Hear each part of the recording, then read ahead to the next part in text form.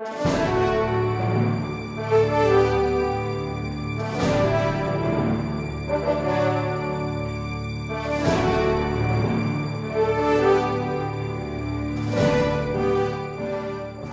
Osmeña, pati na rin po si Senate President, sinabi po nila na mahalaga po yung na 2004, whether nakuha na po yung o na-deliver na po yung condominium, hindi importante yun. Ang importante kung ano po yung idineklara ni Chief Justice Corona sapagkat naglabas na siya ng pera.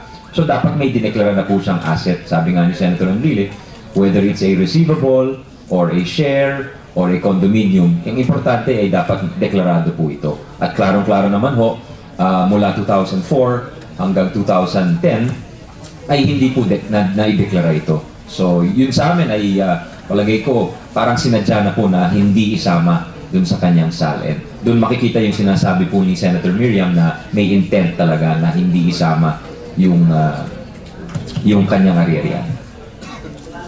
Well, syempre, just dagdag lang ng konti lang doon, no?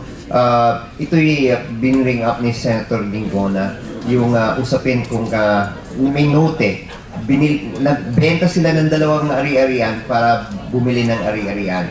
So, ang tanong nga ni Senator Lingona, this happened in 2010. We're talking about the Ayala units from 2006. So, how can you explain that? So, ito yung mga nakikita po nating mga problema nila na lalong nagbabaon sa kanila, no? So yun, sa hindi naman sa survey nakita naman po natin na kung ano yung naging results ng Pulse. 47% believe that the Chief Justice is guilty, no? At tinatanggap po namin, although this is just a snapshot of how people see this impeachment case. And we are glad to note that 80% of the people are watching and listening to what is happening here. This shows that this case is important and this involves accountability.